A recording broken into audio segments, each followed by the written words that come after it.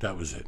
And so for him to say, and, he got pissed. I'm telling you guys, he shot a guy 7 times in his house in self-defense and got away with it. Really? In the back. In the back.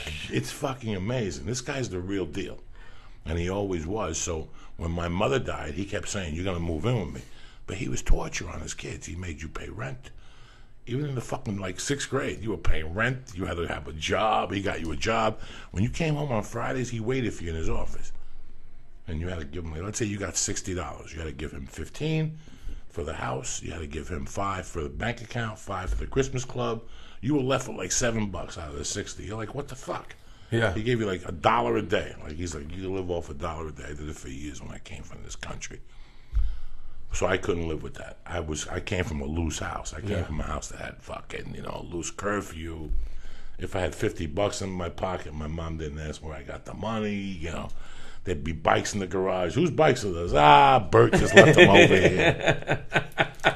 His mother's painting the garage. He's just left them over here. With Carmine, everything was accountable.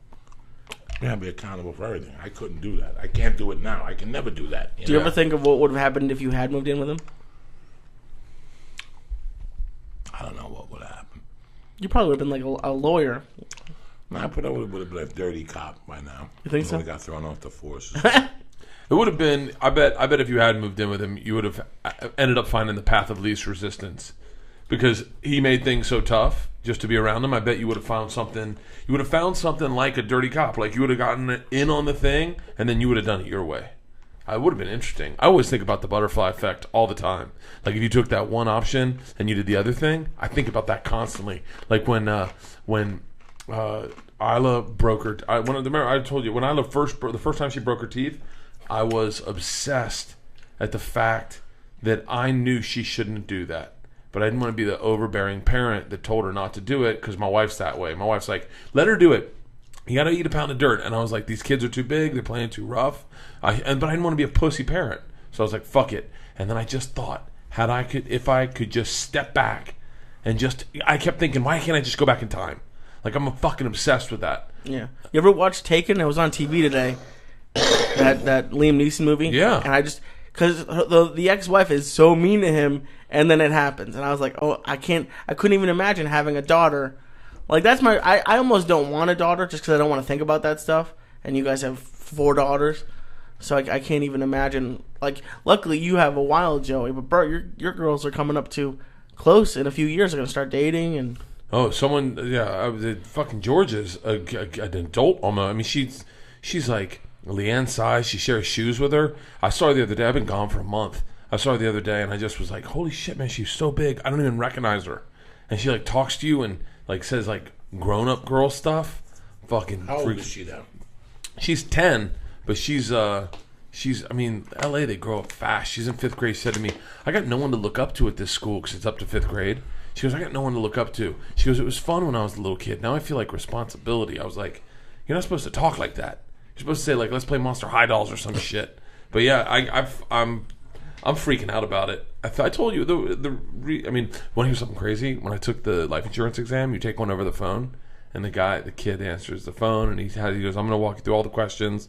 They ask you if you've ever done drugs, if you've ever drank alcohol. I get done all my questions, and he goes, okay, I think we're done for now. I'm going to end the recording. I went, oh, thank you. And he does the recording. He goes, it was a pleasure meeting the machine. And I was like, motherfucker. I'm sure he listened to my answers. Like, I very seldomly drink. I've never tried drugs. Or whatever my bullshit, it was like, it was a pleasure meeting the machine. I was like, motherfucker. So, but yeah. Hopefully you get it. Oh, yeah. Let's see if you get it. Yeah, I'll get it. I've changed my lifestyle a lot. I think I've been a lot healthier. But it's that thing you were talking about with your dad. Oh, God, yeah. The fear of death. He moved down to Florida because you grew up there, right? Yeah. So your parents were always there. My dad moved down with a girl to Boynton Beach, like where all the old Jews go, and he moved into a retirement village. And all he taught, when I was down there last time, a guy died, and then I called him the next week and was like, "Oh, did you ever go check up on that guy's wife?" And he's like, "Oh, I didn't tell you. She died 2 days ago." And every day someone's dying down there, and now every time we talk, he's like, I have to sign something now for his will, and he tells me he's getting life insurance, and I just don't even want to hear it. But then I think about you, Joey, and like how maybe you wish your mom talked more about that stuff, but it's uncomfortable as a kid to hear it. I don't like people who talk about it because they're, Doug Stanhope has that death pool. Yeah. And nothing bothers me more than that.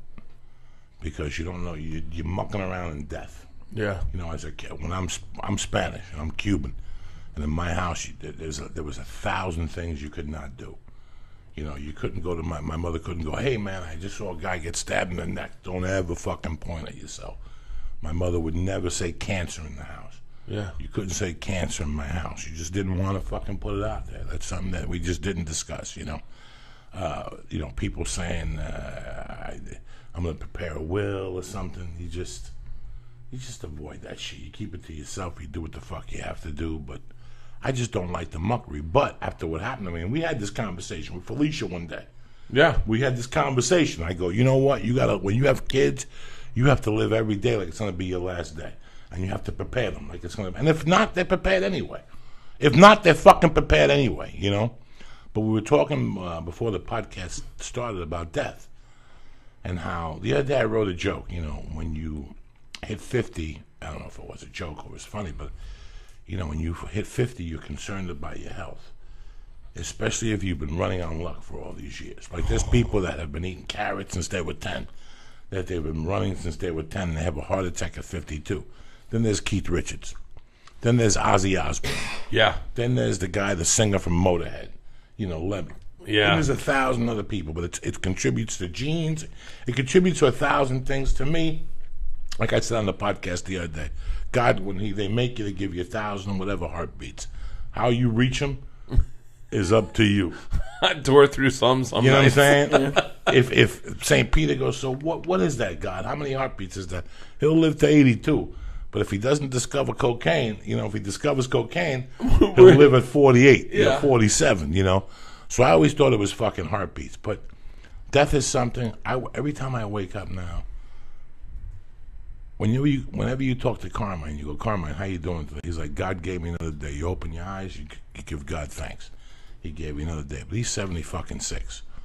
After fucking 55, when you wake up, you give yourself thanks. I do. As soon as I hit the floor, I say, thank you, God. I rub my head, I rub my ori, and I say, I hope I don't have to drive to fucking Hollywood today. You know what I'm saying? That's the second thing I think of. Do I have to fucking drive somewhere today, or am I in the fucking valley all day like a fucking doctor? Yeah. Do I gotta fucking go down to Wilshire Boulevard and talk to some fucking stroke about something that's not gonna happen? Or am I gonna have the will to say, you know what?